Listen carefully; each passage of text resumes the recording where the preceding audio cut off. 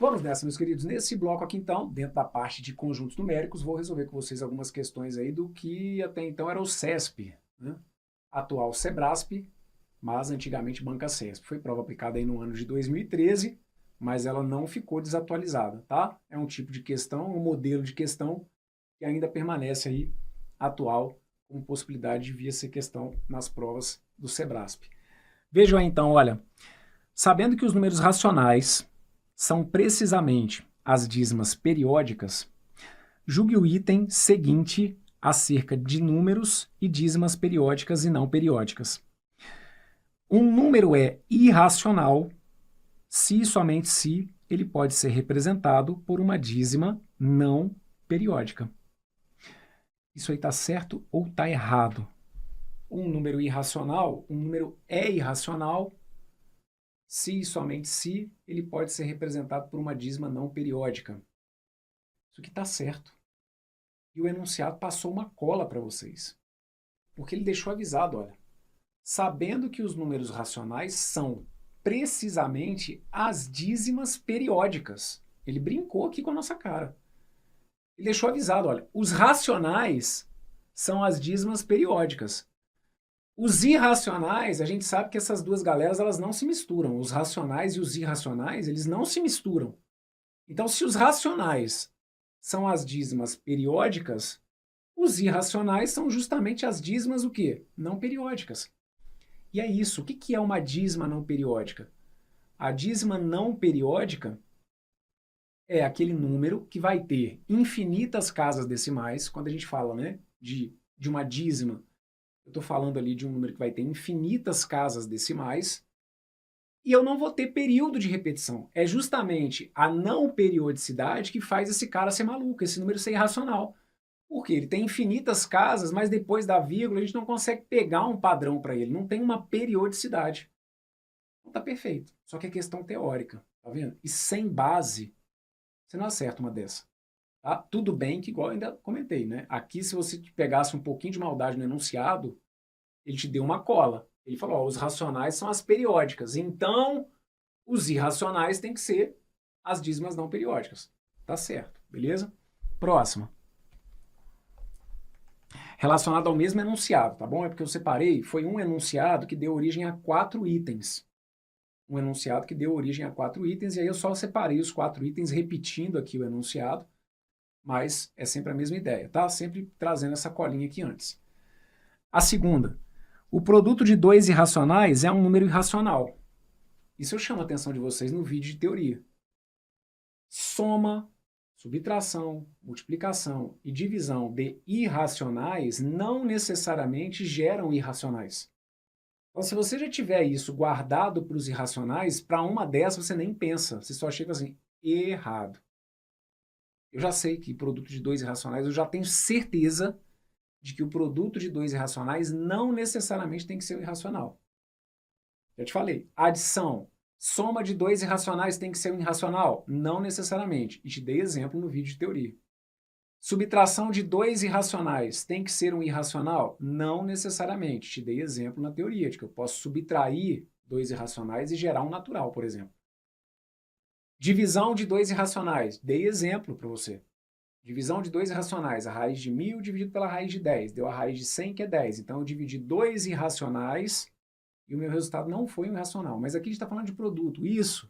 O produto também. Produto de dois irracionais vai ser sempre irracional? Não, um irracional? Não necessariamente. Quer exemplo? Tá aqui, ó. O exemplo que eu uso com vocês na teoria é raiz de 2 vezes a raiz de 2. Esses dois números aqui, ó, é o mesmo, né? Mas é irracional. A raiz de 2 é irracional. O 2 não tem uma raiz quadrada exata. Então, raiz de 2 vezes raiz de 2 é um número irracional. Raiz de 2 vezes raiz de 2 dá raiz de 4. E a raiz de 4 dá quanto? A raiz de 4 dá 2. Então, o produto de dois irracionais tem que me dar um irracional? Não, está aqui um contra-exemplo. O produto de dois irracionais, o produto multiplicação de dois irracionais, deu um número irracional? Não, deu um número natural. Então, o item está o quê? Errado. Pronto. Tá bom? Gabarito letra E. Olha essa. O produto de um racional não nulo por um irracional será sempre um número irracional. O produto de um racional não nulo. Então, um racional que não seja o zero. Por um número irracional, vai ser sempre um número irracional? Sim, isso aqui está certo. Qualquer situação que você pegue que tenha racional, aí você pode criar exemplos, né? Claro que não é assim que a gente demonstra. Mas se você pegar um racional e for multiplicar por um irracional, o produto desse racional por um irracional sempre vai ter que ser um irracional. Por quê? Porque eles não vão se misturar, certo? Como a gente tem os racionais e os irracionais, eles não se misturam, então, quando você multiplicar o racional pelo irracional, obrigatoriamente você vai ter que gerar um que seja o quê também? Um que seja irracional. O gabarito para essa que está aqui vai ter que ser letra E. Tranquilo? Desculpem, gente, letra C, tá? O produto de um racional por um irracional sempre vai ser um número irracional? Sim, sempre vai ser um número irracional. Perfeito? Gabarito para essa que está aqui, letra C. E olha essa que está aqui. O número 0,10, 100. Olha o que acontece nesse que está aqui, ó. 0,10, 100, 1000 e por aí vai. Aí reparem, ele coloca para a gente aqui, olha, as reticências, certo? Então, o que vocês têm que tomar cuidado? Onde que vocês têm que tomar cuidado para eles não pegarem vocês aqui? Quando ele coloca essas reticências, aliás, do jeito que ele apresenta o número, que aí ele coloca assim, ó, 10, tá aqui, ó, 10, 100, 1000, perfeito? Ó, 10, 100, 1000. Ele brinca um pouquinho com o seu psicológico, por quê? Porque ele está apresentando ali uma espécie de padrão depois da vírgula. Ele está apresentando um padrão. Você pode... Só que você fica no campo da possibilidade. Porque você não tem nenhuma garantia também desse padrão. Por quê? Porque o que estava visível para você desse número? Ó, o que ficou visível foi isso, 10, 100, 1000. O que rola aqui depois das reticências, você não tem condição de adivinhar. Então, quando ele coloca para a gente que esse número que está aqui é um número racional, isso aqui está o quê? Isso aqui está errado, certo? Por que isso aqui está errado? Esse número que está aqui, gente, é um daqueles números malucos, é um irracional.